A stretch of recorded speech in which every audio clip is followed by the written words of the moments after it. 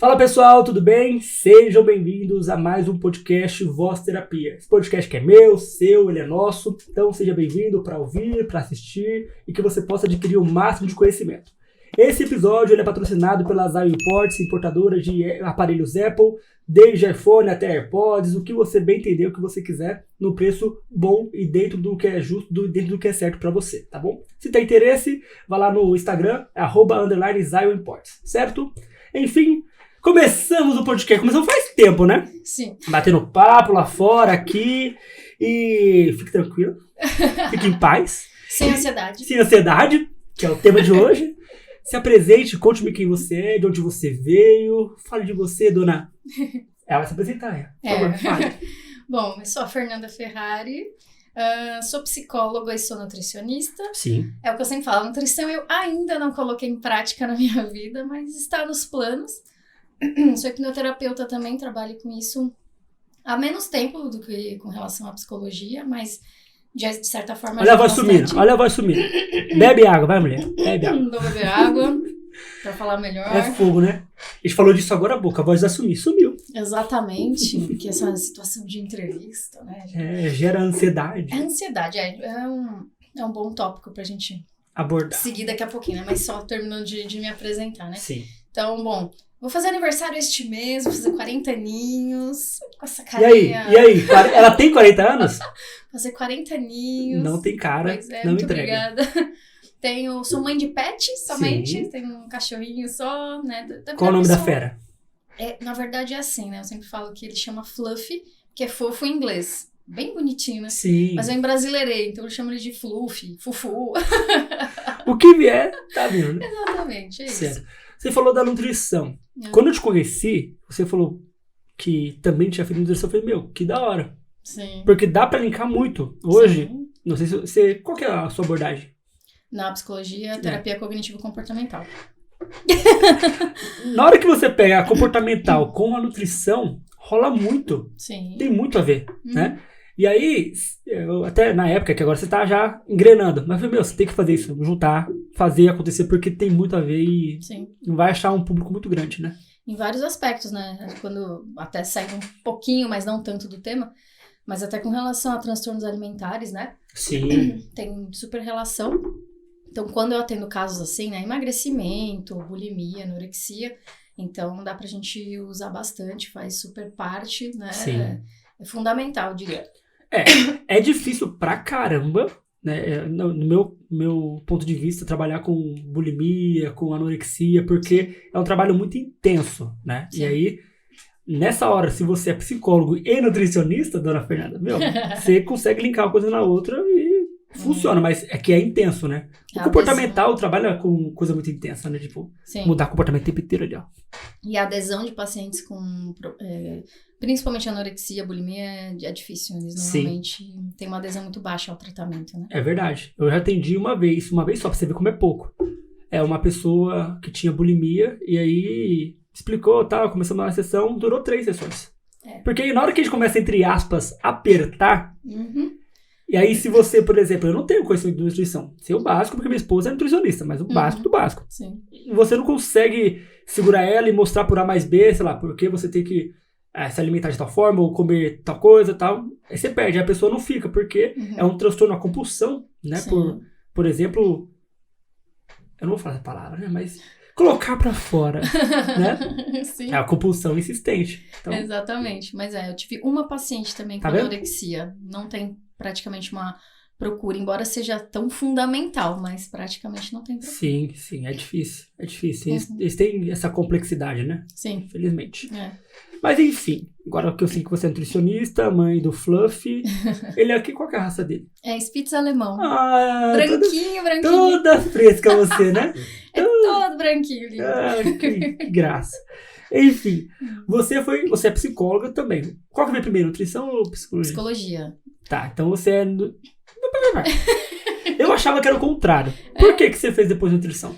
Na verdade, quando eu fiz a psicologia, né, me formei em 2005, e depois eu trabalhava na área de RH, trabalhei 10 anos numa multinacional, Depois disso, eu estava ali, eu fiquei um pouco desanimada com a área, fiquei um pouco desmotivada, então eu quis trazer alguma coisa de diferente para minha vida. E também sempre foi um interesse particular, assim, né? E por mim eu faria educação física também. É? Talvez um dia, né? Porque, na verdade, quando você fala de alimentação, de exercício físico, do seu lado emocional, tudo é uma coisa só, né? Tudo linkado. Eu penso igual. Exato. Então, por isso que eu faria também, né? Que, claro, você tem... Falta tempo, né? Falta tempo, tem que ter dedicação, porque fazer por fazer, né? Não dá. Não vale a pena. Então, nesse momento da minha vida, eu resolvi fazer a nutrição para fazer alguma coisa diferente e também porque já era meu interesse pessoal. Por fim, me ajuda bastante nos atendimentos, até porque a alimentação tem um impacto muito direto. Com emoção. Exatamente. Total. Se você... O quanto você consome você consome emoções, né? Isso que eu ia falar. Minha esposa sempre fala isso. Você come emoção. Exatamente. Que emoção você está comendo aqui? Exatamente. Comida é afeto, totalmente. Ansiedade, Uhum. né? Tédio. Tédio. Carência. Você pode comer por N coisas. Exato. Por isso que tem tudo a ver. Então, hoje, me ajuda bastante na área clínica. Então, quando eu trabalhava em RH, no final das contas eu já estava fazendo nutrição, fui para a área clínica e aí concluí a graduação de nutrição. Da hora. Pois Mas nutrição não vai ser o nosso tema hoje. Quero saber da psicologia, então. Deixa para um próximo. Deixa. Vamos fazer um outro aí. Pronto, outro a gente vai fazer. Sim. Por que você escolheu psicologia, então? Você procurou nutrição? Psicologia. Isso. De onde veio essa ideia? Acho que isso começou quando eu era adolescente. Minha mãe falou uma vez pra mim, ela, nossa, seus amigos te procuram muito pra ser consolados, pra pedir opinião e tal. Embora a psicologia não seja de emitir opinião, embora muitas pessoas achem que a gente tem que emitir opinião, tem que dar palpite, né? Mas não é isso. Sim. Mas comumente a gente acha que é. Então minha mãe falava isso pra mim, o pessoal gosta de te procurar, acho que você é uma boa amiga, você tem paciência de ouvir as pessoas e tal. E aquilo ficou na minha cabeça. E na época que eu fui escolher realmente qual faculdade fazer, meu pai me deu, eu não sei se existe ainda hoje, Guia do Estudante. Ah, existe. Existe? Eu ganhei desse na época do ensino médio. Ele te deu um. Aí ele me deu, falou, veja aí sobre as profissões. E aí, na época, não tinha tanto essa coisa na internet. Hoje em dia, não. Faz, enfim. Aí eu peguei esse Guia do Estudante, eu comecei a ver as carreiras, o que tinha de opções e tal. E aí eu fui eliminando algumas coisas e focando em outras. E aí eu fiz cursinho na época e lá tinha algumas palestras de algumas profissões e tal. E aí, dentre elas, tinha a psicologia. Eu acabei escolhendo a psicologia. Acabou fazendo muito sentido pra mim quando... Sim. Desde o que minha mãe falou, no que eu li no Guia do Estudante. Bateu. E no que eu vi no cursinho. Então, eu falei, é o caminho. Boa. E aí, foi assim. Boa. Geralmente, assim, algumas pessoas trazem essa vivência, alguns psicólogos dizem, eu sou bom ouvinte, e as pessoas me procuravam e tal. E é o que você falou, não que nós tenhamos que emitir opinião. Comigo também foi assim. Na época da escola, o pessoal vinha conversar, tal, bater um papo, parava pra ouvir. Acho que é a empatia. Acho que é esse o ponto. Não é nem que você é uma boa conselheira ou emite opinião e as pessoas te procuram. Mas as pessoas buscam ser ouvidas. Sim. E aí quando a gente tem o mínimo de empatia, o mínimo de ouvir, aí meio que cria essa possibilidade. Porque na terapia é isso. Sim. Imagina, não que a gente não fale. Eu acho que você também deve falar bastante na sessão. Bastante. Né? Porque a gente é TCC. Um psicanalista talvez não falaria. Exato. Mas a gente fala bastante, mas a gente também ouve. Sim. E faz a pessoa ser ouvida. Sim. Eu acho que é esse o ponto. Acho que o que talvez tenha pego pra você foi a empatia e as pessoas se sentirem ouvidas. Aí, poxa, calhou, né? Bateu. Por isso que eu gosto da TCC, né? Que eu acho que é uma troca bacana. A psicanálise, do meu ponto de vista, espera muito as coisas acontecerem. Eu, até pro meu estilo pessoal, eu sou mais de, vamos lá, vamos fazer. Vamos se mexer aqui, ó. Vamos olhar pra isso aqui direitinho, né? Então, casa mais com o meu estilo pessoal e, consequentemente, na profissão, eu acabo indo dessa forma. Falo que tem sessão que eu falo mais que o paciente. Acontece, comigo também. Sim. Se tem algum psicanalista, eles devem ficar tudo se coçando. Se estiver ouvindo, assistindo, fica tudo se coçando. Mas, gente, é abordagem. A abordagem pede isso. E estilo. Estilo de personalidade e tal, e calha, né? Por isso que tem um monte. Tem a TCC, tem a humanista, tem a psicanalista. Então, cada um vai encaixar nenhuma, né? Sim. Mas eu também não consigo ficar quieta, não. Tô vendo alguma coisa ali, fico aqui, ó. Termina de falar pra eu te mostrar um negócio. Já fico, não, é minha vez. Minha vez aqui, ó. Bate no botãozinho, minha vez.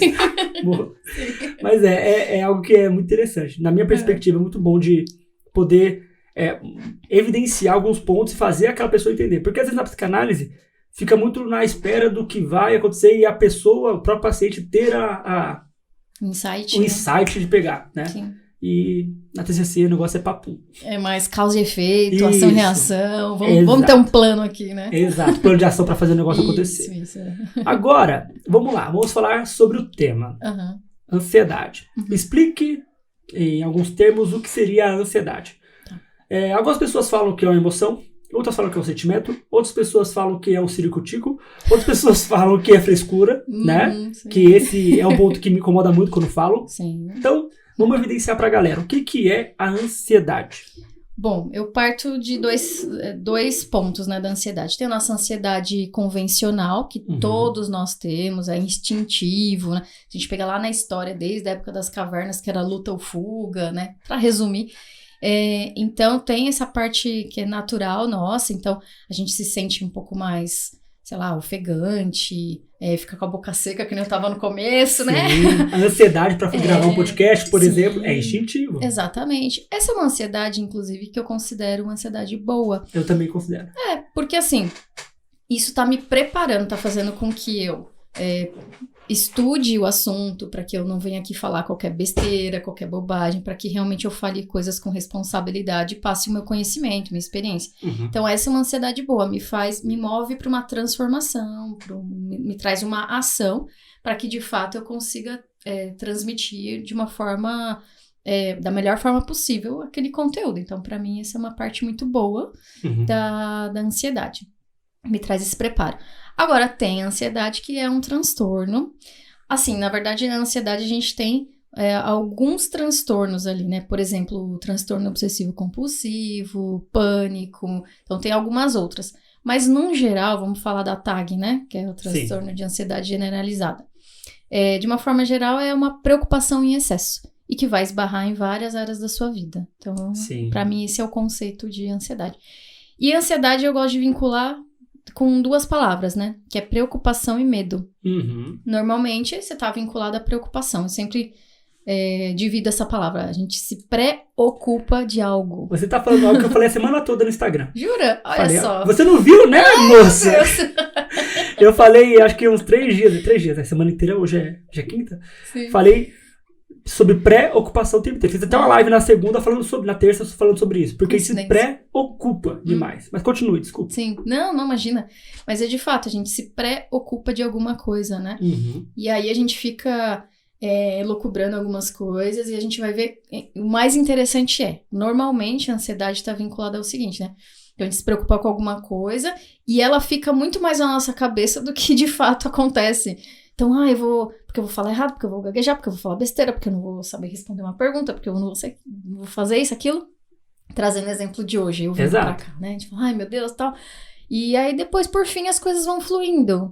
Vão sendo naturalmente faladas, porque é uma coisa da nossa rotina. Então, assim, não tem nem como não saber, né? Exato. É a rotina, a gente escuta isso, né? Sim. Psicólogos escutam isso o dia inteiro. O dia inteiro, o tempo inteiro. É a nossa vida, é isso aí. Exatamente. Então, assim... por isso que eu falo que essa preocupação é sadia, natural, instintiva.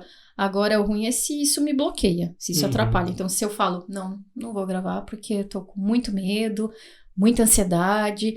Claro que pode envolver outras questões, mas a ansiedade com certeza entra ali. Ela pode me bloquear de fazer alguma coisa, né? Sim. Eu também vinculo essa ansiedade ruim com um possível trauma, né? Por exemplo... Sim. Vamos supor que você tivesse ido num outro podcast ou então feito algum tipo de entrevista. Sim. E nessa entrevista você foi traumatizada por alguma coisa. Alguém te expôs de uma forma muito vexatória, algo do tipo. Sim. Aí cria-se um trauma. Então toda vez que nós vamos pensar numa entrevista, você vai ter a ansiedade ruim, porque isso vai te limitar a não vou falar, não vou fazer, tal, tudo mais, né? Sim, sem dúvida. Então, dependendo do nosso histórico... Ela pode vir com mais força ou não, pode vir de forma a ser um transtorno ou de uma forma mais natural. Sim. Então, a nossa história de vida faz muita diferença também nessas horas, né? Sim. Vamos supor que você, quando era criança, apresentou um trabalho na escola e aí, sei lá, você falou uma palavra errada e aí a sala toda começou a rir. Sim. Isso para uma criança é muito importante, né? Sim. E aí desenvolveu um trauma lá atrás. Na sua cabeça, se fosse o seu caso, você meio que esconderia, né? Sublimaria, como os psicanalistas falam, sublimar. No futuro, toda vez que você vai apresentar então, alguma coisa que você vai ficar exposta às pessoas, você dá uma travada. Sim, gera um trauma e aquilo fica guardado na minha mente. Então, é o gatilho, que é uma palavra bem na moda, né? É o gatilho. Então, se eu vou ser exposto de alguma maneira, eu vou fazer um podcast ou fui chamada para uma palestra ou qualquer coisa assim, aí vem o gatilho do que eu sofri lá de trás. E a gente tem a tendência se eu sofri esse trauma, eu tenho uma grande chance de, se eu tiver outras pequenas situações, eu vou levar para o mesmo balaio ali, né? Então, eu vou agrupando tudo e reforçando o meu comportamento de que eu não posso fazer aquilo, que eu não posso me expor, que vai ser vexatório e assim por diante. E aí atrapalha muito a vida de uma pessoa, e principalmente na infância, né? Sim, a infância... Eu até brinco com alguns pacientes e também até com colegas de trabalho, a infância é o lugar ideal, entre aspas, para você criar trauma em alguém. Os bullying da vida. Os bullying da vida, às vezes uma mãe despreparada, um pai despreparado, um tio despreparado, são muito bons pra isso. Nossa, eles são muito bons pra isso. Sim. Eu falo porque eu tenho um tio que ele era um tio legal, né? Só que, toda vez ele me enchia o saco, sabe? E falava que eu comia demais, porque eu como bem até hoje. Nós comemos bem, né? Somos dois, Eu como bem até hoje. Sim. E aí ele falava que eu comia demais e tal, e ficava me enchendo o saco. Eu nunca tive problema de transtorno alimentar com isso, mas ele falava, e, chegou a hora que eu criei um trauma dele, eu falei, não quero esse cara nunca mais na minha vida. Não quero ver. Seu tio pode estar assistindo esse podcast? Não. E se tiver, entenda que você foi o causador, talvez, de um estresse meu. Mas, tem que levar pra sua terapia. Exato, lembrei agora, porque olha só como é interessante. Olha como a nossa memória ela é muito boa pra isso, sobre traumas. Eu lembrei de uma festa de aniversário, onde tiraram uma foto minha com ele, e eu era criança e não lembrava. Eu só lembrei por causa da foto. Ele tá atrás de mim fazendo uma careta. Eu falei, que cara chato. Olha como a memória é louca, né? Então. Mas então, a infância é o local ideal pra criar um trauma. Então, fica tudo ali, a gente tem que viver, a gente esquece, sublima, e aí no futuro... Os gatilhos. O gatilho vem. Sim, sem dúvida. Lembrei desse meu tio, olha. Obrigado. Opa, imagina. Depois você leva pra sua terapia. Isso, já tá anotado aqui pra semana que vem falar com ela. Exatamente. Pois bem. Mas você falou de ansiedade boa e ruim. Eu dei um nome, né? Nem sei se já pessoas falam assim, mas eu chamo de ansiedade funcional e disfuncional. Boa, que é você ficar um medo instintivo, tal, de se preparar para aquilo, luta ou fuga. E a disfuncional é quando você não funciona. Eu tenho uma entrevista de emprego. Aí alguém me liga e fala, você vai fazer entrevista de emprego amanhã, tal hora. O normal é o quê? Vou me organizar, vou ficar ansioso para saber como que eu vou falar, preparar meu currículo, ver a distância que vai ser da minha casa até lá, imaginar como pode ser entrevistador ou entrevistador, tal. Normal. O disfuncional eu penso assim, a pessoa começa a pensar como vai ser, quem vai estar lá, quantas horas vai demorar, vamos supor, o trajeto é de 1 hora, ela sai 2 horas antes, Sim. Ela não dorme direito, ou seja, disfuncional. Né? Então tem essa ansiedade dessa forma, porque o pessoal acha que é sempre um problema a ansiedade. E é uma emoção, né? Sim, exatamente. Ela pode te ajudar, como ela pode de fato te atrapalhar, né? Sim. Como esses exemplos que você trouxe, né? E às vezes, dependendo da situação, eu posso nem ir nessa entrevista de emprego. Exato, que eu falei é a parte boa, tipo assim, a pessoa ainda foi, né? Sim, ela ainda foi, ela se planejou. Desmaia, né? No meio da entrevista. Sim. Uma pergunta, eu fui do RH também. Sim. Você faz entrevistas? Muitas. Teve alguém que desmaiou na sua frente, assim, ou então travou, não falava? Desmaiar não, mas passar mal, suar em bicas, precisar de água, sim. Eu falo, não, e eu assim, super tentando acolher a pessoa, né? Eu falo, não, fica tranquila, quer uma água, toma uma aguinha, um açúcar ali pra dar uma relaxada, né? Mas tiveram casos assim, da pessoa, por eu ter trabalhado numa empresa muito grande, eu ouvia muito a seguinte frase: é o meu sonho trabalhar aqui, meu pai trabalhou aqui, minha mãe, não sei o quê. Então, a gente estava lidando não só com uma proposta de trabalho, a gente estava lidando talvez com a única oportunidade que tecnicamente a pessoa tinha ou teve até então de entrar na empresa. Então, a gente está falando de coisas muito grandes, né? E aí a ansiedade batia forte. Nossa, e aí a pessoa passava mal, mas ela tava lá, firme e forte. Quer dizer, mais ou menos, mas tava lá. Ela tava lá, firme e forte, outra história. Né? Isso, mas tava lá. Sim. Beleza, entendemos que a ansiedade boa e ruim, entendemos que ela é uma emoção que todo mundo vai ter, basta a questão do controle, assim. Mas sim, quais seriam os sintomas de uma ansiedade ruim, né, que a gente está falando aqui? Qual que seria o ponto de uma ansiedade ruim? Na verdade, ela se manifesta, do meu ponto de vista, assim, de uma formas parecidas. O que difere muito é a intensidade disso, a frequência. E muitas vezes, dependendo do transtorno, ela, entre aspas, surge do nada. Sim. Meio que do nada. Então, por exemplo, se eu tô com síndrome do pânico, por exemplo, né, que é caracterizado pela aquela sensação de que eu tô passando mal, que eu vou morrer, né, que algo muito ruim vai acontecer, né? Então ela, entre aspas, vem meio que do nada, né? Entre aspas. A gente falou aqui do histórico, né? Isso, exatamente. Então, talvez algum pequeno gatilho, algo assim, que fez com que isso se desencadeasse. E aí a pessoa, do nada, ela simplesmente trava, ela começa a ter os sintomas. Quais são? Físicos, normalmente, né? Principalmente. Então, o pensamento fica muito acelerado, a pessoa fica muito preocupada, com medo. Fisicamente, taquicardia, então o coração dá aquela acelerada, palpitação muito forte, sudorese, então ela pode suar muito a mão, né, enfim, axila, até o olho, né, a pupila. Dilata, né? Dilata, exatamente. Boca seca, né, eu não consigo falar, a boca fica seca. Estado de alerta, a pessoa fica em estado de alerta, assim, como se realmente algo muito ruim fosse acontecer. Eu dei o exemplo do pânico, né, numa crise de pânico, mas ansiedade são sintomas muito parecidos, né, entre os transtornos que vêm da ansiedade como origem, né? Sim, sim. No começo da minha trajetória como psicólogo, não sei se foi assim com você também, mas eu fui direto para uma clínica por convênio, para ganhar experiência e tal, etc.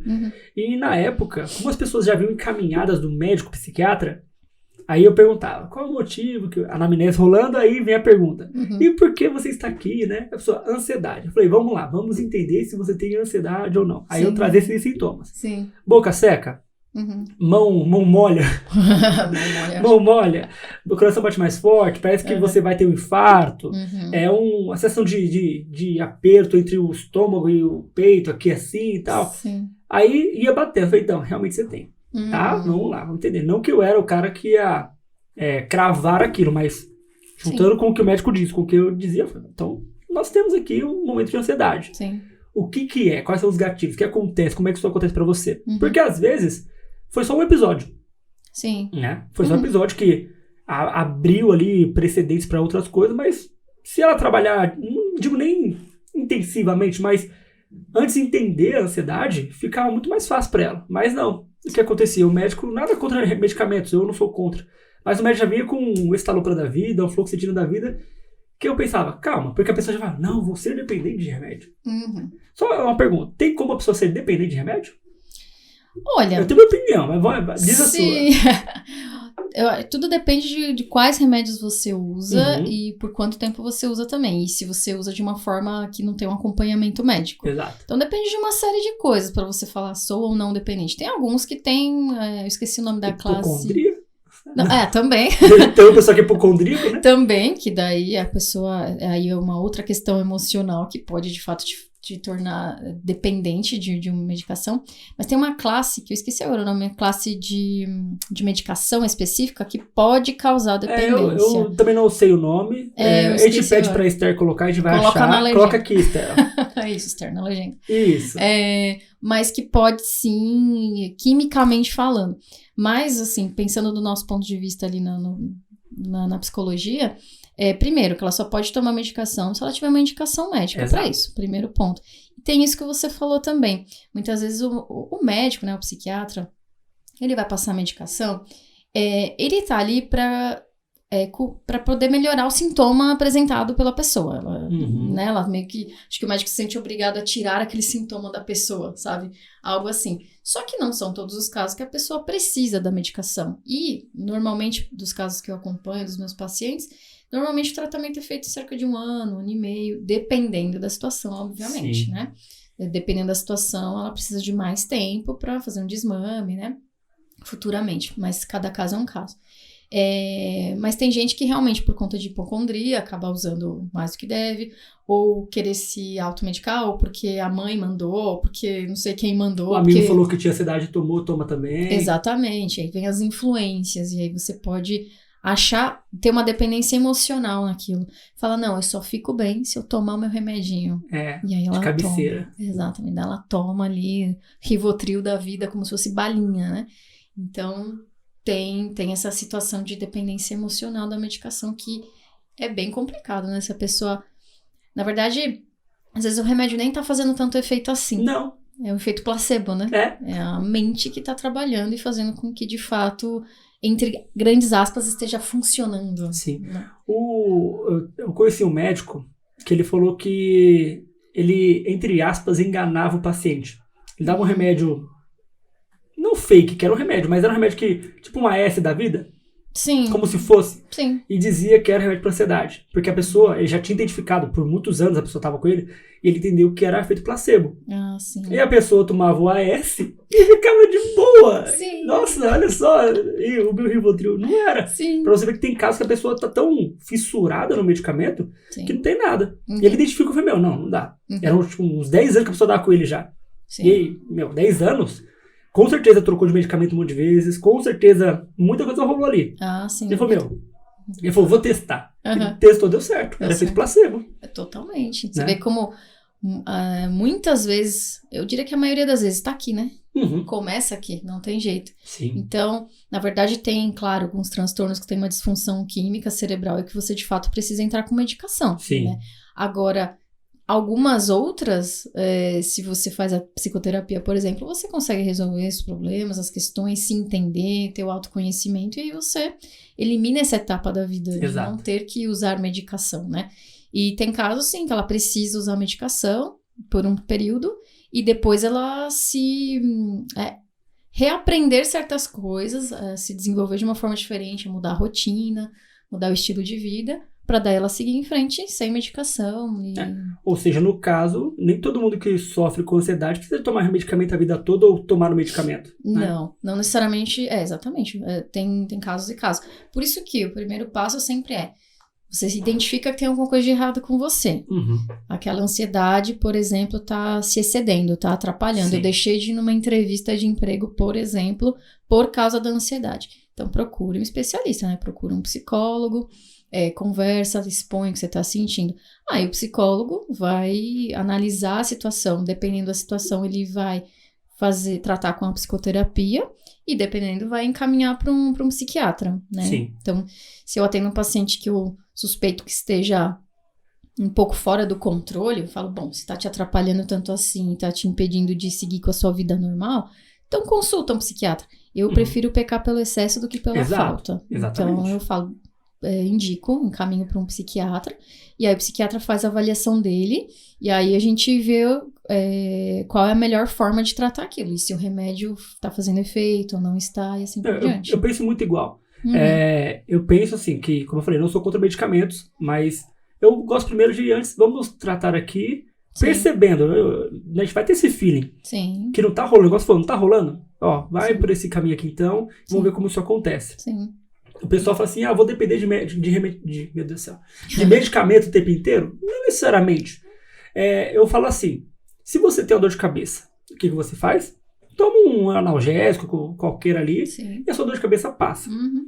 Agora, se você tem dor de cabeça todo dia, tem algo errado ali. Exatamente, né? Precisa investigar mais a fundo ali. E o remédio faz isso. Uhum. E o remédio vai tratar a dor. Uhum.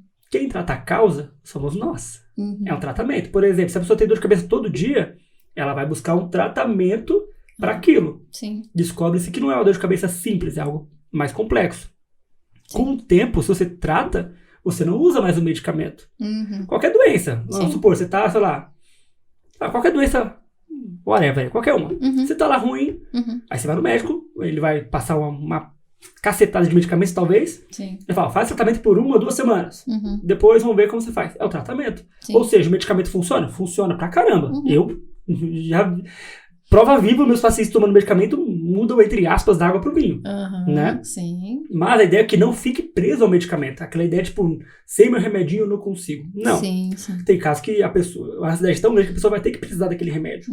Mas, vamos lá, será que não dá pra diminuir? Conversou com o seu médico psiquiatra? O que ele falou? Olha, fala que eu falei. Fala que eu falei que talvez precise diminuir a dose, né? Sim. Com todo o respeito e educação, porque eles às vezes ficam chateados, né? Quando a gente intervém.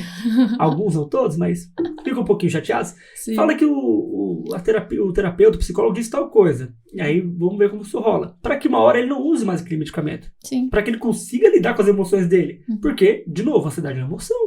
Né? Chega uma hora que ele vai. Tô ansioso. Pera, o que a Fernanda me disse na sessão? Quais são as formas que eu posso lidar? A TCC tem um monte de técnica maluca. Qual que a gente vai usar? Essa. Opa. E aí você se habitua com ela. Não é um mar de rosa, mas também não é um bicho de sete cabeças. Né? Sim. E, eu, por exemplo, ontem mesmo atendi um caso, né, de um paciente. Era uma outra questão, né, era mais relacionada à depressão.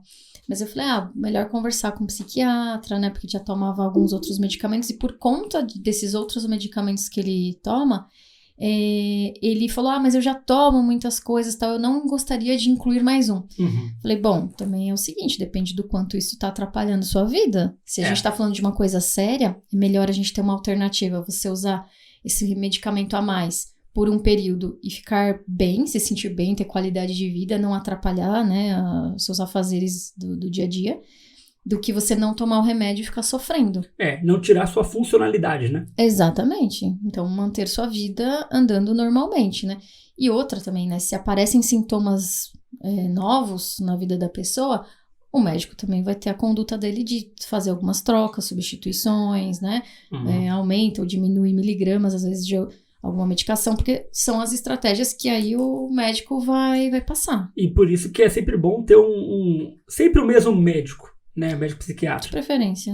A gente sabe que não é sempre que acontece, que não dá pra sempre ser assim, né, que às vezes a pessoa passa por um convênio, então nem sempre vai estar aquele médico lá, mas se puder sempre ter o mesmo, sim, é ótimo, maravilhoso. É porque já tem o seu histórico, né, já viu quais remédios usou. Claro, né, o paciente, se precisar trocar, ele vai informar o histórico para aquele médico, e os médicos têm diferentes condutas, exato, usam um medicamento ou outro, né. São mais, gostam de mais de tipo de medicamento, tipo de estratégia, né. Às vezes tem médicos que são mais tradicionais, então usam os remédios que foram feitos, né, criados há mais tempo, estão no mercado há muito tempo.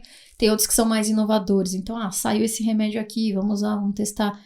Então, aí é uma conduta médica. Mas, de qualquer forma, né, é importantíssimo que a pessoa pense que se ela precisa, se ela não está se sentindo bem, procurar ajuda. E se ela tiver que usar remédio, graças a Deus que tem um caminho para uma solução para aquilo, né? Exato, e que não vai ser para sempre, né? Exato. Quer dizer, infelizmente tem casos que, sim, mas muitos a gente consegue ao longo da vida. Eu vou ser ousado a dizer, mas acho que a maioria dá pra seguir sem medicamento se a pessoa faz um tratamento. Porque eu acho que esse é o ponto. Sim. As pessoas vão pro médico psiquiatra e ele fala assim, você vai tomar o remédio X, um ansiolítico X.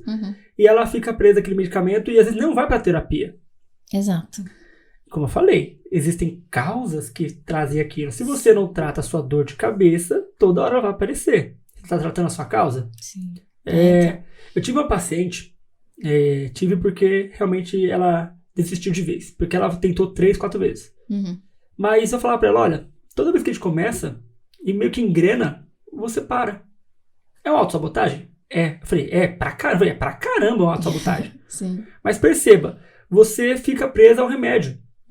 Ela tinha uma estante de remédio praticamente. Que ela tinha depressão, tal, um monte de coisa. Bipolaridade, etc. Eu falei, dá pra você lidar com isso, dá pra você diminuir o medicamento, mas toda vez quando a gente começa a trabalhar a causa, parece que era algo, um gatilho dela, eu começava a mexer na causa, ela deixava. E foram 3 vezes. Sim. Eu falei, olha, eu não vou te rejeitar da próxima, mas a próxima eu vou ficar no seu pé o tempo inteiro.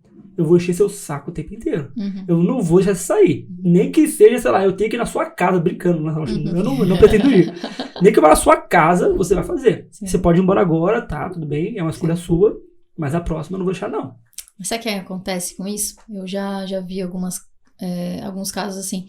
Quando a gente muitas vezes está mexendo ali na vida da pessoa, muitas vezes ela deixa de ter um ganho secundário, que nós chamamos, né? Então, às vezes ela tá se incomodando com muitas coisas relacionadas à ansiedade ou depressão, seja lá o que for.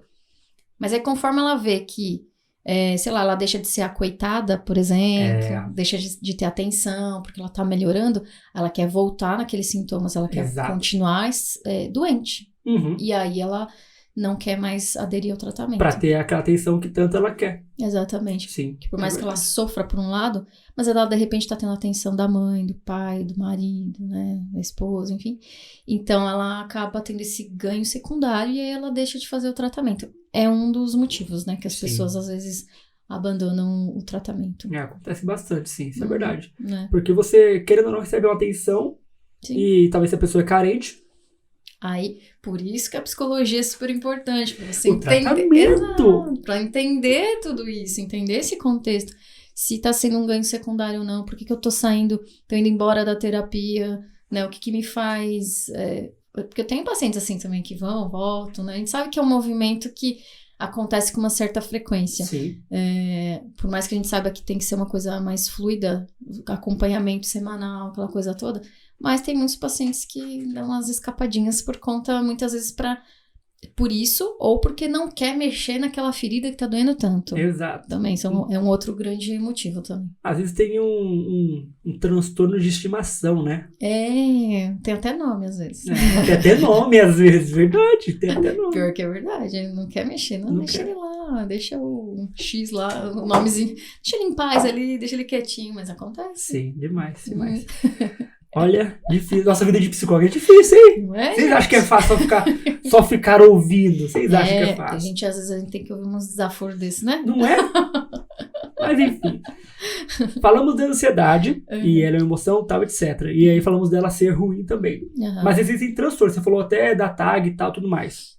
Você consegue dizer outros transtornos? Não precisa dizer todos, que a gente sabe que tem um monte, mas alguns.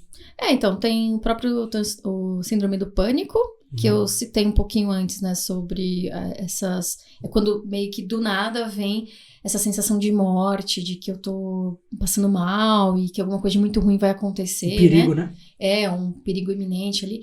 Então, eu diria que é o ápice da ansiedade. Sim. Nesse momento, né? Uma crise é um transtorno de pânico, é isso? Exatamente, Então, você acha que você vai morrer. E eu já convivi com pessoas que tinham síndrome do pânico, né? E, claro, aí o que a gente tem que fazer nessas horas, né? Mas não tem a pessoa calma, né? Se você entra na pilha de ficar desesperada junto, você vai só piorar o estado da pessoa, né? Exato. Então, essa é um outro transtorno que a gente vê com uma certa frequência, inclusive, né? Então, a pessoa normalmente apresenta ansiedade. Daí ela começa... Já a ansiedade natural que nós temos, né? Ela começa a piorar um pouquinho, ficar mais excessiva, até que ela tem uma crise como essa. Normalmente esse é o caminho da síndrome do pânico, né? E tem também uma outra, transtorno obsessivo compulsivo, né? Mexe com comportamentos e pensamentos de uma forma obsessiva e compulsiva. Sim. Então, aquele famoso... Se eu não verificar se a porta tá trancada 10 vezes, sei lá, meu pai vai falecer, né? Coisas assim, que não tem conexão. Exato. Mas eu junto por algum motivo na mente, e eu faço essa junção, e aí eu coloco como algo muito ruim vai acontecer também. Sim. Tem até um filme, né? Acho que é Toque Toque ou Só Toque, não lembro agora. Já viu esse filme? Já. Né? Toque Toque, eu acho. Toque Toque. Bem legal. Muito bom. Nossa, foi muito bom. Pra quem quiser ver, conhecer um pouquinho mais de toque. Porque lá tem vários tipos de toque. Tem. Isso eu falei o ritual de verificação, mas tem o de limpeza, religioso. Sim, tem aquele que teve até um rapaz do Big Brother que é o síndrome de Tourette. Eu nunca sei falar direito. Não sei se é Tourette ou Tourette. Tourette. Bom, enfim, mas é que são os impulsos ali de falar alguma coisa. De geralmente fazer... palavras não muito agradáveis, né? Um palavrão, um xingamento que, né, você só fala, só emite, ou um gesto mais brusco, né? Sim. Coisas assim. Nesse filme tem uma menina que ela é professora de aula de dança, de algo fitness lá, e ela faz a pessoa treinar e ela não para, e a pessoa tem um piripaque lá, cai de ataque cardíaco, porque ela não conseguia parar, né? Era repetitivo. Mas é um bom filme. Sim, pra quem tem interesse E é em uma saber. comédia, né? Então é legal porque dá pra entender e se divertir. Eu achei legal porque eles mostram vários tipos Na do mesma toque. sala. Imagina você na mesa com tudo aquilo de gente. Eles basicamente ficam fechados na mesma sala e cada um com um tipo de toque, né? Uhum. Então, dá pra entender um pouco melhor como é que eles pensam e sentem tudo aquilo. É muito Sim. legal esse filme. E o fato deles terem que ficar, tipo, compartilhando, né? Porque Sim. eles têm que conviver um com o outro ali. Sim, Uma doideira. exato. E aí, basicamente, então, no toque eu tenho pensamentos repetitivos de alguma coisa e o comportamento também, né? Então, eu sempre repito o comportamento. Então, eu tenho rituais, que chamamos, né? Uhum. Então, se eu tenho, por exemplo, um ritual de limpeza, então eu preciso lavar a mão 15, 20 vezes para poder me limpar, purificar de alguma coisa, Sim. né? De um local que eu fui, por exemplo, e estava sujo tecnicamente, né? E eu tenho uma paciente que tem toque e é isso que ela relata, né? Ela fala, eu sei que não é sujo, mas eu me sinto como se eu estivesse num lugar sujo. Então eu preciso lavar minha mão, preciso tomar banho, sei lá de quanto tempo, né? De 1 hora. E ela relata isso. É assim, racionalmente ela até sabe, mas emocionalmente não. Exato. Ela sente aquilo. Sim. E vamos pensar agora nas crianças. A gente falou que a infância é o lugar entre aspas, ideal para você ter um trauma. A ansiedade também pode ter em crianças, porque muitas pessoas julgam que não, né? Que criança tem que só brincar. E como assim a criança tem ansiedade? Ela só brinca. Tem, né? Sim. Principalmente porque a ansiedade também é um fator hereditário. Então, se alguém da família tem, não que ela vá ter necessariamente, mas ela tem mais chances de desenvolver algum tipo de transtorno psiquiátrico, né? E ansiedade, por exemplo. Então, ela pode sim ter ansiedade. Ixi, já atendi várias pessoas, crianças inclusive, que apresentavam sintomas de ansiedade, né? Aquele mesmo esquema de não dormir à noite, eu acho que é o principal para criança, né? Não dorme porque vai esperar o dia seguinte para fazer tal coisa.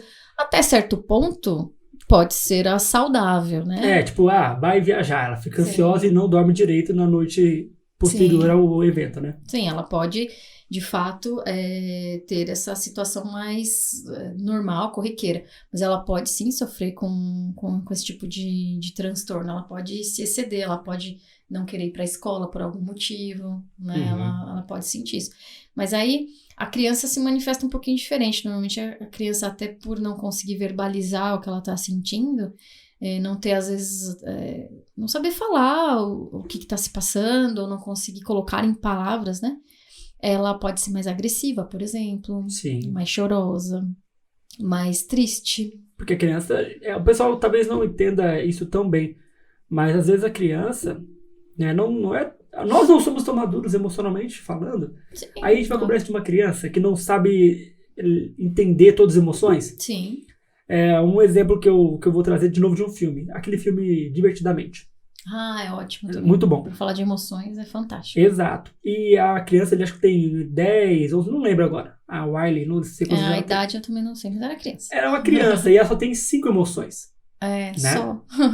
Então, só. E ela não sabe lidar. No filme mostra que ela não sabe lidar com elas. Sim. Ela com 5 emoções. Vai ter um outro filme, sabia?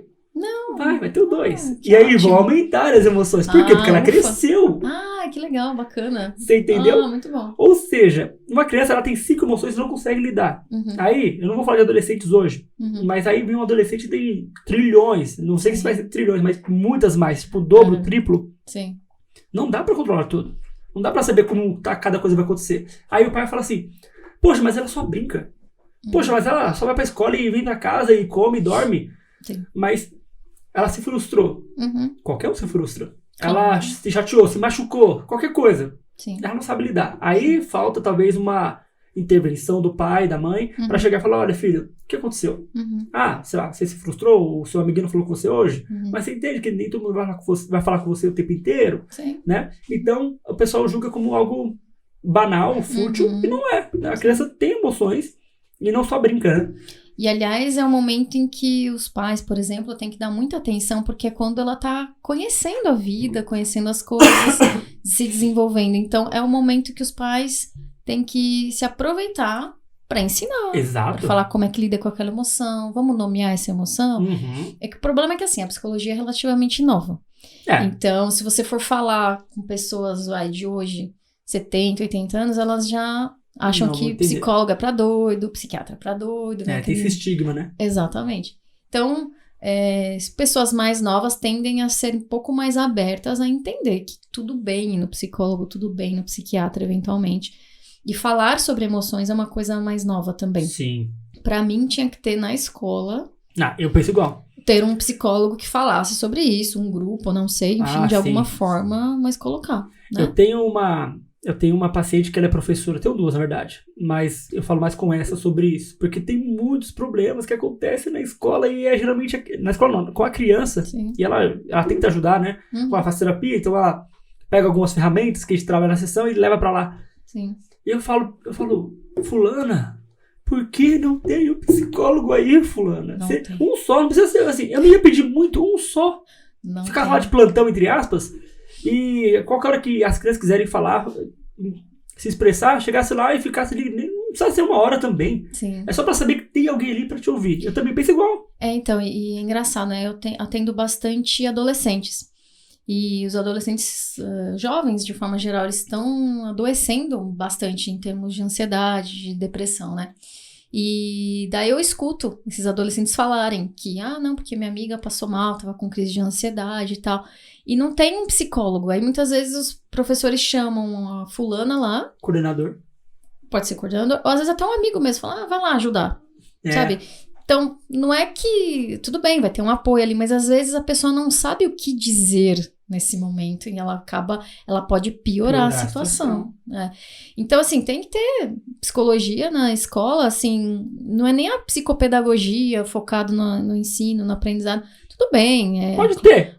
Lógico. Óbvio, é importante também. Só que assim, para sintomas de ansiedade, de tristeza, do bullying e de tudo mais que a gente vê nas escolas. Exato. Não tem. E como eu falei, não precisa ser um plano, sei lá, todo dia a Fernanda vai passar com o psicólogo lá. A menina Fernanda. Não. Pode ser só de plantão. Tá lá e, saiba que tem um psicólogo. Sim, alguém que atenda uma emergência. Então, se alguém lá tem uma crise de pânico, por exemplo, quem vai ajudar a pessoa, né? Quem vai dar o suporte, acolher essa pessoa que está em crise? Às vezes é um coordenador, o diretor da escola, e que não necessariamente ele saiba o que está falando ou fazendo. Exato, e não é julgando, mas é uma realidade. Sim. Ele talvez não tenha a alçada para aquilo. Não é a formação dele, então Exato. Ele não vai saber falar e, infelizmente, aquela pessoa pode piorar o quadro dela por conta de achar que ela tá doida, porque aí vem o bullying também. Fulana tá doida, você viu o que ela fez? Viu que ela... Surtou lá, ela surtou na sala. Surtou, essa palavra também que as pessoas usam de uma forma... pejorativa. Né? Exatamente, surtou, né? Tá surtada. Então, assim, infelizmente, né, se dependesse de mim, toda escola teria. Sim. E teria não só isso, mas uma espécie de oficina, não sei. Isso começou a ter. Começou já a ter? Começou a ter, já, tipo... em algumas, né? Particular. Geralmente particulares, sim. Particular, pública... Não, pública tem uma coisinha mais ou menos. Acho que tá começando um movimento importante, tem uma aula lá, não sei se é... Sei lá o que, experiência de vida, algo do tipo, algo que foge as eletivas, né? Algo que foge do padrão do currículo escolar. Pelo menos tá começando, né? É um caminho, né? Quem sabe? Uma luz no fim do túnel. Quem sabe? Mas é muito importante, porque, como eu falei, os pais eles não vão saber lidar com isso. Até vi um vídeo há um tempo atrás da mãe filmando ela e o filho tava num momento de birra, assim, muito grande. Né? Tanto que o vídeo tinha vários cortes, então ele não parava. Acho que durou mais de 1 hora ali. E ela colocando, né? Sim. Meu filho está chorando porque ele queria... Uma coisa, sabe, simples, tipo, vamos supor, colocar a mão na tomada. Não é esse o caso, mas era mais ou menos algo que ela sabia que ia gerar risco pra ele. Sim. Ele queria e chorava. E aí ele chamava ela de burra e disse daquilo. E aí ela tava lá. Ele não sabe lidar com as emoções. Se eu gritar, vai piorar. Ela tava lá no vídeo, mas quieta, e a legenda dizendo: se eu gritasse nesse momento, ia piorar a situação. Pra ele se acalmar. Sim. Aí chegou um momento que ele tava sem voz. Eu falei assim, agora ele está sem voz. Que ele gritou tanto. Sim. Aí ele queria abrir a porta, tal, etc. E aí, com o tempo, ele foi se acalmando. Ela conversou com ele. Ela falou, agora estou conversando com ele. Ela foi meio que narrando, né, a história toda. E aí, Ele falou, desculpa. No final, só no final. Mas quem tem essa paciência toda? Eu falei, nossa, essa mulher tem uma paciência enorme. Eu não sei se eu teria, entendeu? Eu tô sendo bem sincero. Ela tem uma paciência enorme. Passou o tempo, ele acalmou, bebeu água, porque tava rouco, sem voz nenhuma. Abraçou a mãe, pediu desculpa, porque não sabe lidar com as emoções. Depois ela foi lá e geriu a emoção dele, entendeu por que ele tava assim, explicou por que não podia.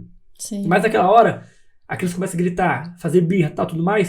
Se você vai gritar junto, não é uma resposta ideal. Se você vai castigar de alguma forma, não é uma resposta ideal. Deixa ele expressar. Daqui a pouco, o ideal, gente, a gente sabe que não dá. Não é sempre que você vai conseguir fazer isso.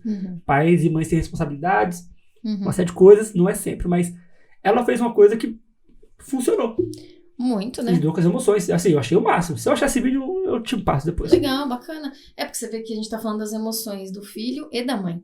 Porque pra mãe também se controlar emocionalmente. Nossa, ela foi muito plena. Eu falei, nossa, meu Deus do céu. Pois é, porque você vê o seu filho em desespero, você tem a tendência de... ou nervoso e tal, você se envolve muito com a emoção, então você tende a ficar nervosa junto, ou ficar brava e assim por diante. Então, são as emoções dela e da criança. Então, ela fez da melhor forma possível.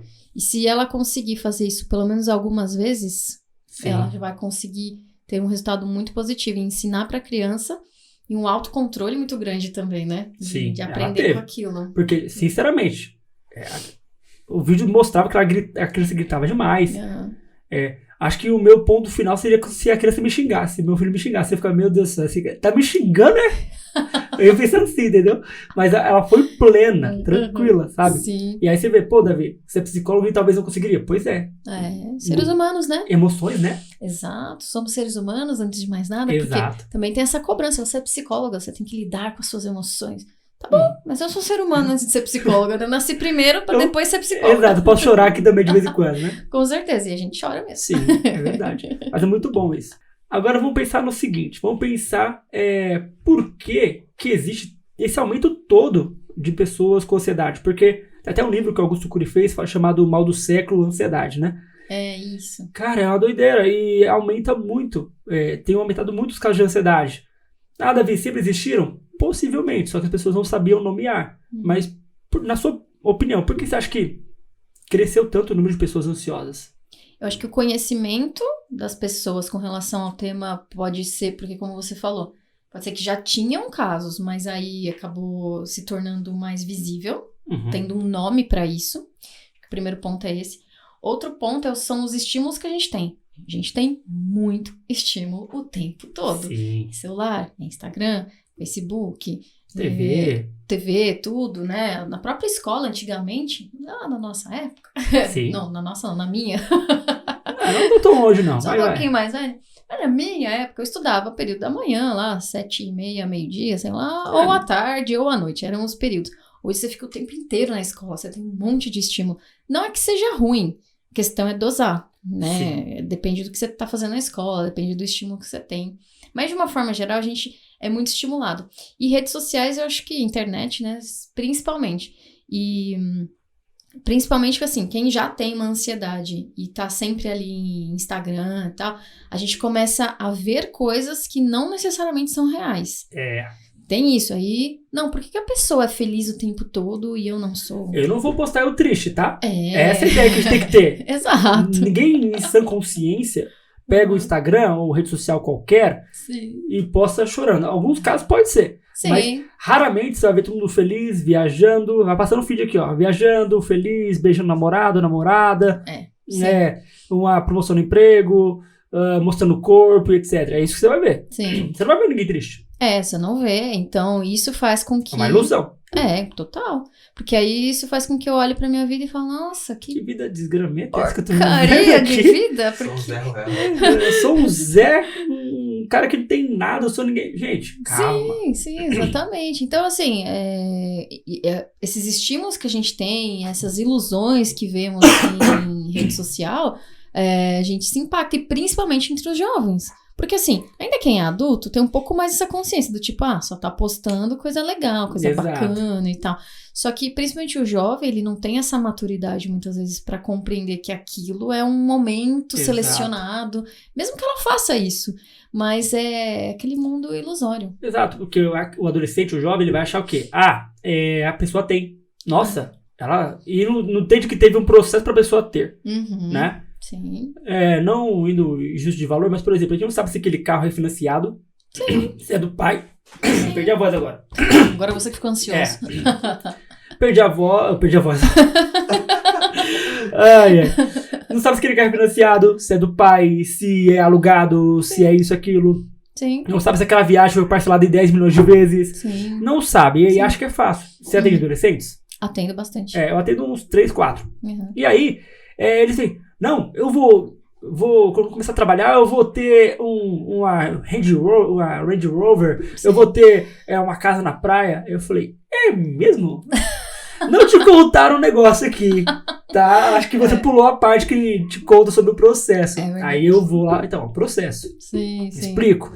Mas não, esses estímulos todos fazem a pessoa sempre querer mais. Aí entra o ponto da frustração. Porque na hora que chega esse momento, não sei você, mas quando antes de ser adulto, eu falava, não, eu vou ter minha casa. Não, eu vou ter meu carro do ano. Sim. Aí você vê que não é bem assim que a banda toca, né? Baixa frustração. Você lembra que você morou no Brasil, que o Brasil é uma moradia extremamente cara, tudo é muito caro, tudo tem muito imposto e etc, né? E aí faz a pessoa ficar frustrada, gera irritabilidade, a depender gera uma ansiedade, e a depender, se você não trata essa ansiedade, vai entrar depressão. Sim, as comorbidades, né? As doenças vão se encaixando ali. Exato. Inclusive, a ansiedade pode ser um sintoma de depressão, inclusive. Exatamente. Tem essa. Então, uma doença pode estar contida na outra. Exatamente. E aí vai. Então, assim, realmente a pessoa... É engraçado. É bonito de ver, mas ao mesmo tempo você fica...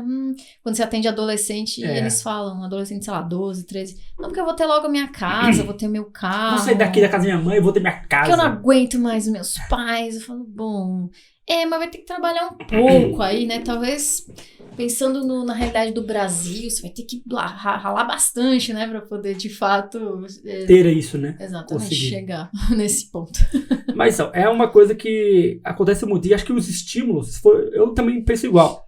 Sobre essa questão do conhecimento e o estímulo. É muito estímulo que a gente tem.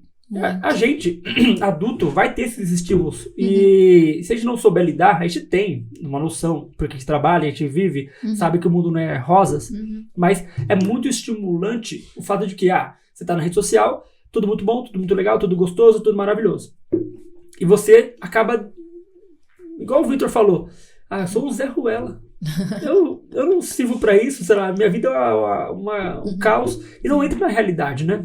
Sim. Então... Sim, acho que o aumento tem muito disso, de as pessoas não entenderem o que é, ou começarem a entender o que é ansiedade, e ficarem muito presas a estímulo, né? Sim, daí entra isso, né, da expectativa, você vê que as pessoas tecnicamente têm dinheiro, têm trabalho, têm isso, têm aquilo, tem um carrão, só que você também não sabe, a gente começa a se comparar, né, e eu sempre falo que a comparação é a pior coisa que tem, porque eu não sei a vida da pessoa, eu não sei como ela conseguiu, como você mesmo falou, né, como ela conseguiu o carro é financiado e tal, enfim, então a gente acaba desejando aquilo, mas que a gente nem sabe qual foi o caminho que a pessoa percorreu para chegar até ali. Exatamente. Né? O quanto ela, sei lá, às vezes passou fome, passou necessidade. Às vezes não é só o pai que deu, né? Ou Sim. então se é financiado, às vezes a pessoa ralou pra caramba. Sim, às vezes ela não dormia, ela, sei lá. Eu tenho um ídolo que é o Silvio Santos. Eu gosto dele. Eu gosto de falar quando a gente fala de dinheiro, de empreendedorismo, eu gosto muito dele. Não tô preparada pra quando ele partir, não. Enfim. Descobrimos aqui uma fã do Silvio Santos. Maui. Nossa, sim. Mas porque pela história dele, pela trajetória, pela inteligência. Muito. Ele foi camelô, ele teve toda uma história de começar realmente do zero e chegar onde chegou. E outra, né? O quanto ele é um excelente comunicador, o quanto ele é espontâneo, né? Então, eu gosto muito dele, né? Então, acho que ele é um grande exemplo que hoje quem vê, se você não sabe da história dele, tudo bem, é um cara famoso, rico, dono de uma grande emissora, mas e aí? O que ele fez para chegar até lá, né? E aí podem vir comparações. Quando a gente ainda usa a nosso favor, do tipo... ele chegou onde ele chegou sendo um camelô, então beleza, deixa eu fazer algo, porque se ele pode, eu também posso, né? Então eu vou correr atrás. Ele foi camelô, não sou, por exemplo. Tipo, Exato. Se ele que é o camelô conseguiu, então eu não sendo camelô, acho que eu consigo muito mais. Já tô num patamar acima, então eu consigo muito mais, de fato, porque não adianta a gente fazer essas comparações, porque isso gera muita ansiedade também, além de tudo, né? Sim, porque olha só, é legal isso porque está batendo muitas ideias. E eu penso sobre comparação. Se você quer se comparar, compare-se com você mesmo. Quem é você hoje, Sim. 2023, quem é você em 2022? Sim. Em qual área? Na minha área, relações afetivas amorosas. Eu era assim, agora eu sou assim. No trabalho. Eu era assim, agora eu sou assim. Sim. É válido. Aí você vai perceber. Se você teve um déficit, opa, se liga e mexe. Sim. Teve um superávit, déficit? Né? Acho que é isso. Um superávit, opa, bacana, gostei, estou fluindo. Então, a comparação tem que ser justa com você mesmo. Vamos supor, Davi, mas eu tenho uma irmã gêmea, idêntica, fizemos tudo igual, tudo... Não importa. Não importa, porque a cabeça sua não é igual a dela. A sua mentalidade, a sua forma de reagir a algumas coisas não são iguais. Tanto que te vê que pode ser gêmeo idêntico, e você vai perceber que um reage de uma forma, outro reage de outra. Sim. Então é totalmente diferente. Não adianta nem se comparar com um gêmeo idêntico. Sim, né? Com certeza. Tem muito isso, né? Além de ter essas comparações, achar que por ser gêmeo vai ser 100%. Não, E os pais colocam isso também. Sim. Né? Por ser gêmeo, sempre vai criar a comparação, né? Sim, uma coisa que eu não sou a favor é colocar as mesmas roupas nos filhos. Não sou a favor. Eu acho bonitinho, vai. Não bonitinho, mas eu não sou muito a favor. Porque você tira a identidade da criança. Concordo. Entendeu? Claro, quando é bebezinho e tal, a criança nem sabe o que tá acontecendo ainda. Okay. É uma gracinha e tal. Só que tem um certo momento, e tem que ser muito rápido isso, de fazer essa transição da criança poder escolher mais a roupa dela, claro, dentro de uma orientação ali, mas não igual, porque você é uma pessoa diferente do seu irmão, você já vai carregar isso pro resto da sua vida. Já vai ter a fuça igual a do outro. Exato, né? Então, assim, você já vai carregar isso pro resto da sua vida. Então, quando você é criança, tem que ter uma diferença. Você é uma pessoa, você é o João, você é o José e acabou, entendeu? Sim. Então, por isso que é bonitinho, só que a gente não pode só satisfazer essa vontade do bonitinho. De mãe, de pai, né? Tem que começar a favorecer que se criem as personalidades de forma distintas e de formas assim, você é uma pessoa e você e às vezes isso vai acontecer depois do ensino médio, às vezes. Né? Sim. É duro. E os dois sofrem. Sim, ambos. Porque, tipo assim, é quase uma simbiose. Pra arrancar aqui é igual o durex, nunca sair. Sim. E a comparação que os pais fazem também, né? Sim. Tipo, fulano tá fazendo, tá estudando, e você? São pessoas diferentes, né? Exato. Se acontece essa comparação com irmãos que nem são idênticos, imagina com os gêmeos. Mais ainda. O dobro. Muito mais. Exatamente. É uma coisa que eles... Realmente, gêmeos devem carregar isso com muita força. Sim, com essa comparação, com certeza. Sim. Que gera ansiedade, assim E vai. por aí vai. Agora vamos entender. A gente falou aqui sobre crise ansiosa, sintomas, tal, etc.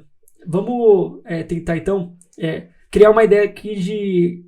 Quando é que eu estou tendo uma crise ansiosa? Como é que eu posso identificar isso em mim? Vamos lá. Eu diria que, basicamente, os sintomas físicos são bem relevantes nessas horas, né? Os sintomas que eu relatei, né, ali de taquicardia, sudorese. Se você percebe que você não está se sentindo muito bem ali, tem algumas funções alteradas em você. Aí você começa a perceber que pode estar tendo uma crise ansiosa, né? Claro que a gente tem um histórico, né? A gente sabe se a gente costuma ou não reagir daquela forma, né? Principalmente se é uma primeira crise, assim, ela vem com muito mais força. Então, você começa a entender que o que sai da normalidade ali, do seu padrão, né? Do seu padrão ali, do seu comum. Então, e, claro, o pensamento também, né? Você tá muito acelerada, você tá muito agitada, então você entende fisicamente e, por conta dos pensamentos, também você começa a entender. Isso quando você tá ansiosa, né? Uma crise, isso se evidencia muito mais, né? Ficam aqueles extremos, né? Você fica travada, por exemplo, se for uma síndrome do pânico, por exemplo, você acha que você vai morrer naquele momento. Então, isso não tem nem como, se você estiver passando por uma crise dessa, você vai saber. Sim. Síndrome do pânico, você vai achar que você vai morrer. Eu tive casos que pacientes foram pro ponto de socorro. Sim, isso é bem comum. E chegam lá, achando que estão tendo um ataque cardíaco. Sim, bem comum. Né? E aí chega lá e o médico já sabe. Sim, Vai ali tomar o diazepam. Vai ali com a enfermeira, ó. Exatamente, vamos no diazepam. E isso é bem clássico, né? A pessoa sente, às vezes, até formigamento nos membros, Sim, né? acha No que é um braço. AVC, né? Sim. No lado esquerdo aqui, já vai correndo pra lá, e não é. É bem comum para uma primeira ou segunda crise a pessoa parar no pronto-socorro. E ela até pode ir, só que a questão não é um ataque cardíaco, nada disso. Aí vai ser um diazepam, basicamente, para você acalmar. Baixar ali a bola e ir pra casa descansar. Exato. Porque cansa.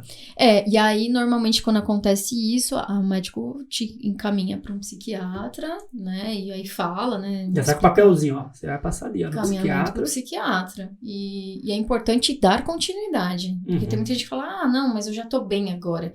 Mas você pode ter outro. Se você não for atrás e não verificar, você pode ter outras crises. É esse o ponto. Acho que é esse o ponto. Não, eu tomei o remédio lá, se der de novo, eu vou lá de novo. Não, por favor, se trate. Gente. A gente não faz mal. Você faz mal pra alguém na terapia? Você contrário, morde alguém lá? Você tá ali é online boa. Muitas vezes. Online, no conforto de casa, de boa. Sim, né? Não dá.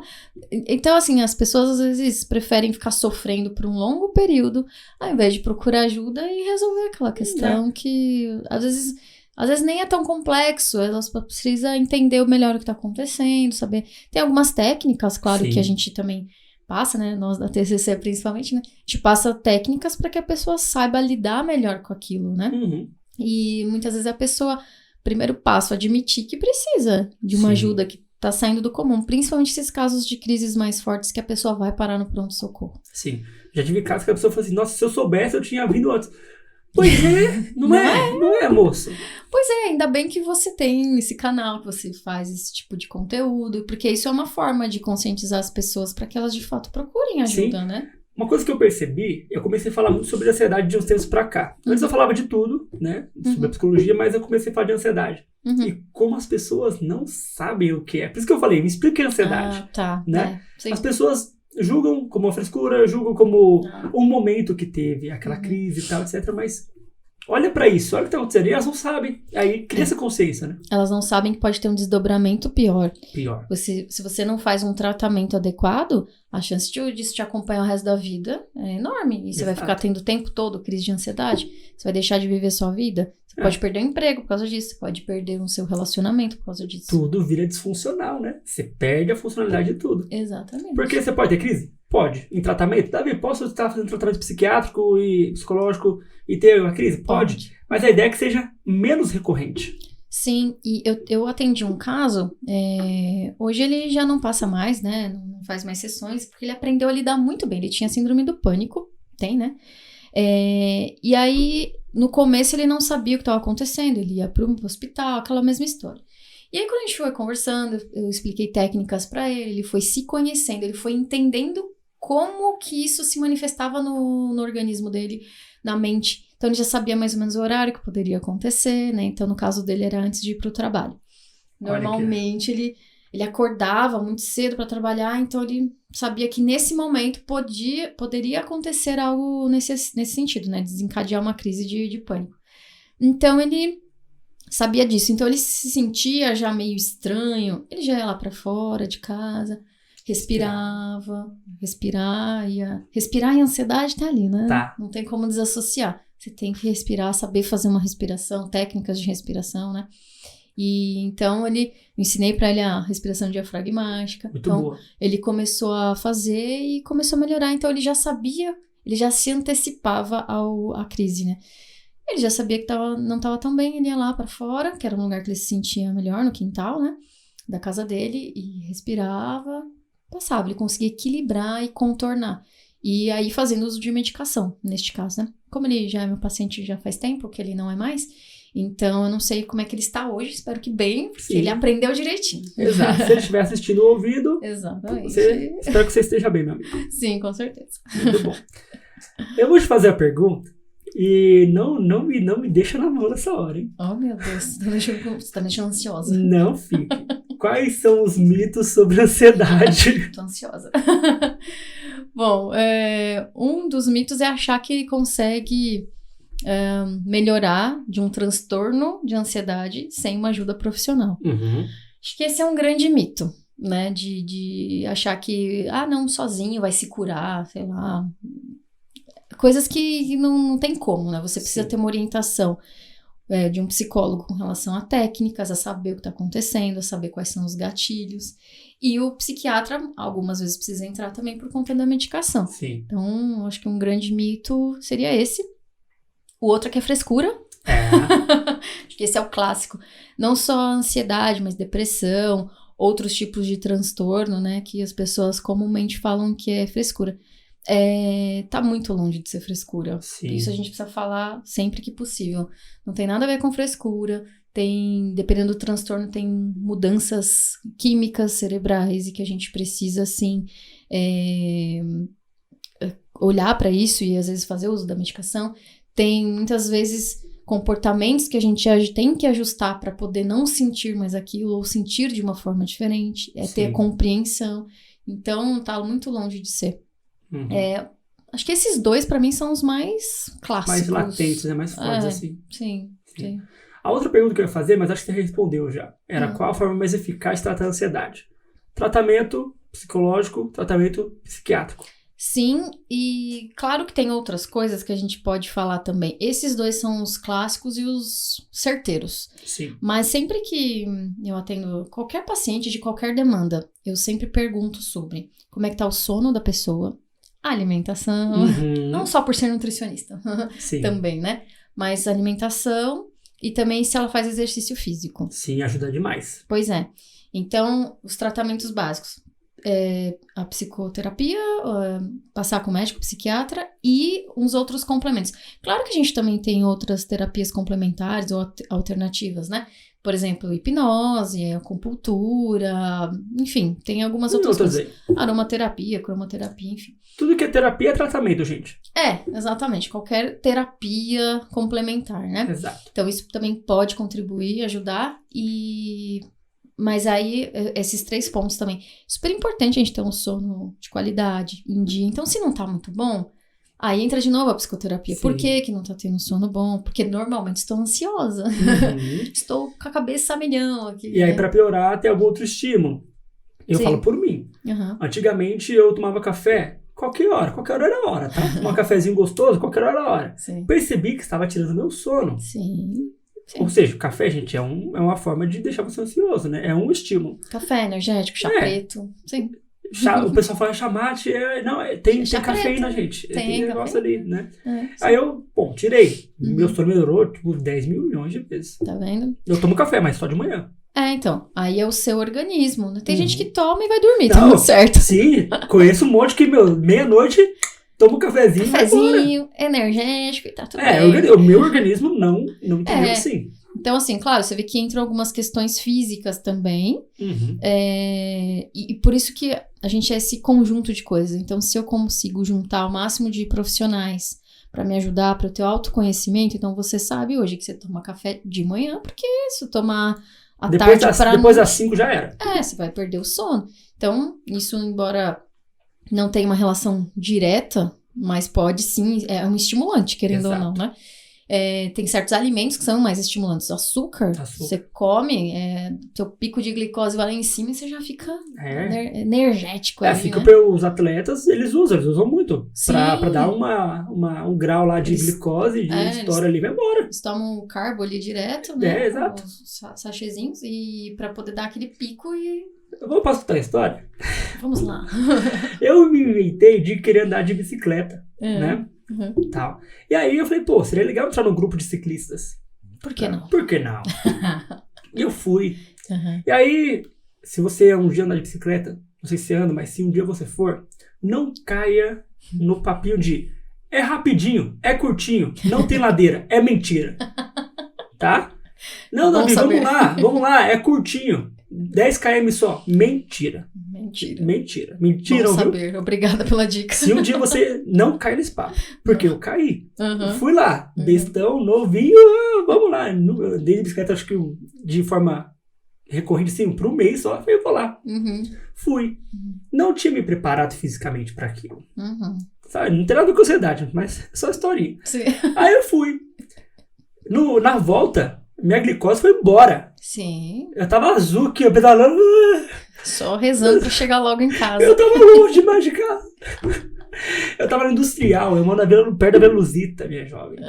Pois Moro é. aqui, sabe onde é Industrial? Sim. Lá, Sim, tava longe. longe. Aí o cara falou assim, meu, você tá passando mal. Eu falei, eu sei, Tô sabendo. eu sei, só tô tentando pedalar aqui. Aí eu vou, para. Aí o que eu fiz? Tomei uma Coca-Cola, 600 inteira, na hora. Então. Voltou, né? Pois é. Só pra contar de estimulante, pronto, é isso. Sim. Mas é um bom exemplo porque impacta no nosso organismo de uma forma física e emocional também. A gente muda até a forma de pensar, né? A gente dá aquele pico de adrenalina, Sim, né? E aí as coisas vão acontecendo de uma forma diferente se não tivesse consumido alguma Exato. coisa. Então, a gente pode ficar mais lentificado também.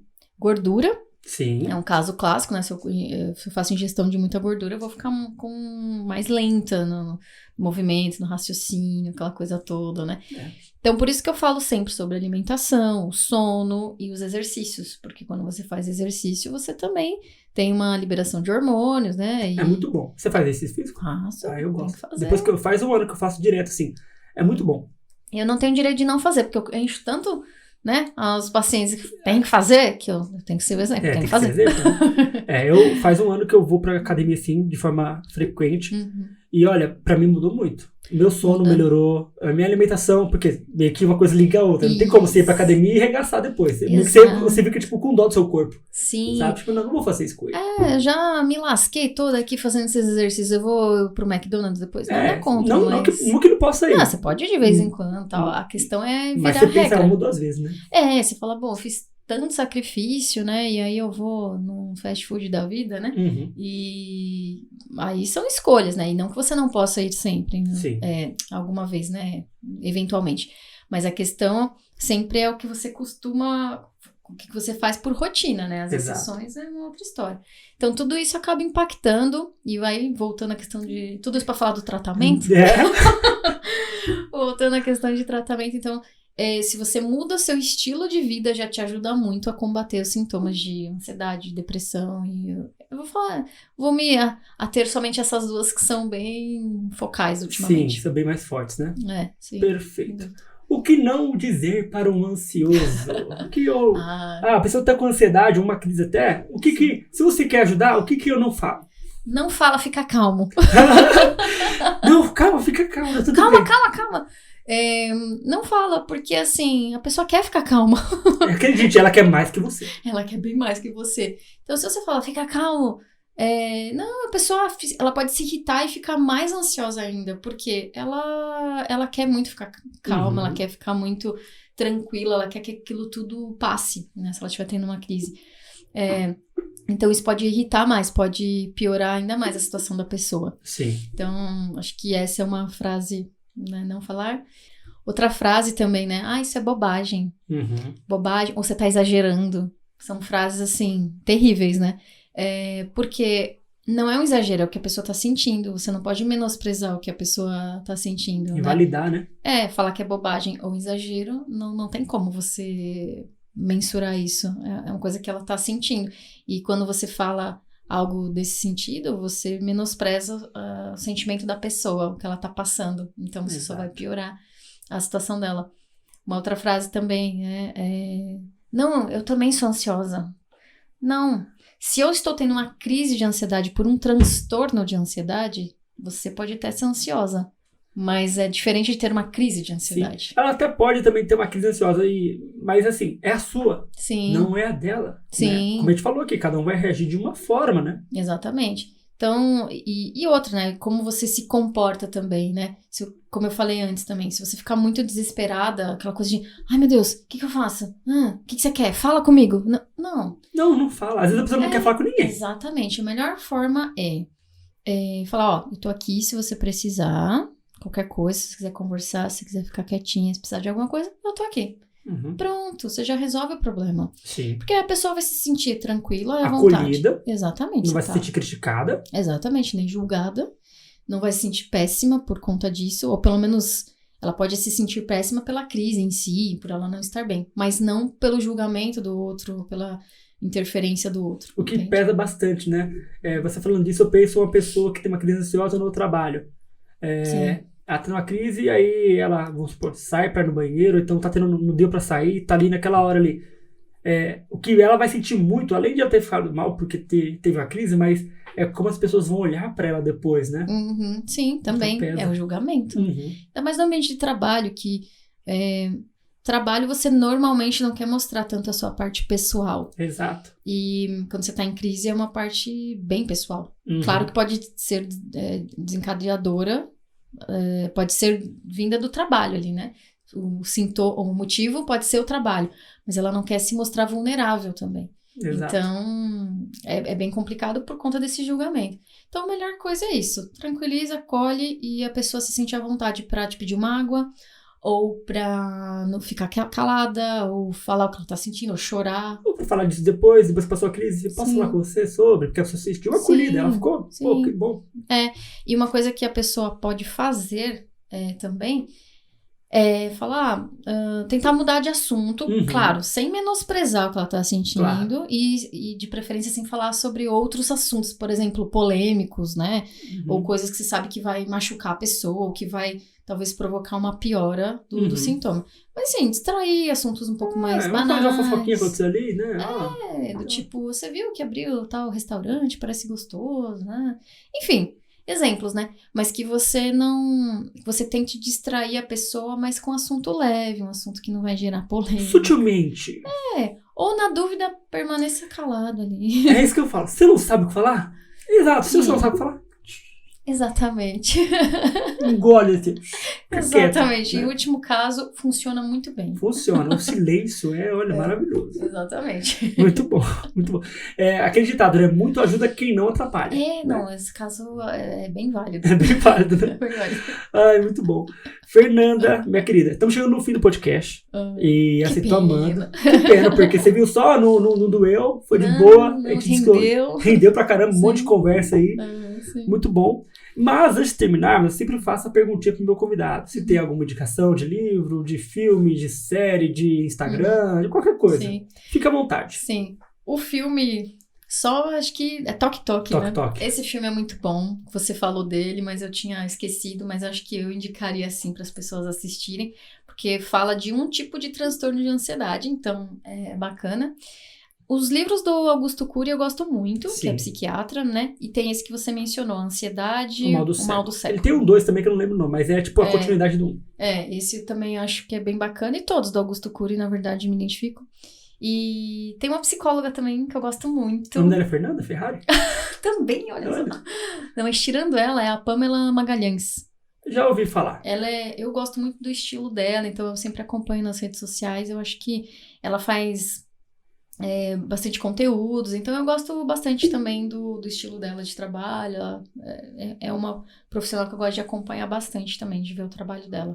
Muito bom. São as minhas indicações. Bacana, show, maravilha. Então, minha querida, chegamos ao fim. Mais uma vez agradeço a vinda aqui. Sabemos que ela foi difícil acontecer, não por sua causa, pela minha causa. Mas você veio, o podcast está aqui, lindo, maravilhoso, e vai ser bom para muitas pessoas que assistirem. Sim, então, sim. mais uma vez eu agradeço. Eu te agradeço, foi muito bom falar sobre isso, acho que foi bem produtivo. Parabéns pelo canal, Obrigado. Porque ajuda muitas pessoas que às vezes fica com um pouco mais difícil acesso, né, a chegar até um psicólogo e fazer a sua sessão ali. Então, com certeza aqui pelo menos vai norteando os caminhos da pessoa, né? Sim, então, muito obrigada. Eu que agradeço, mais uma vez. Então, pessoal, é isso. Se vocês chegaram até aqui, assistindo, ouvindo, com certeza vocês agregaram muita coisa para a vida de vocês. Então, se você gostou, deixe seu like, curta, compartilhe, comente, fique à vontade para isso, tá bom? Então, até mais, até um próximo episódio do Voz Terapia.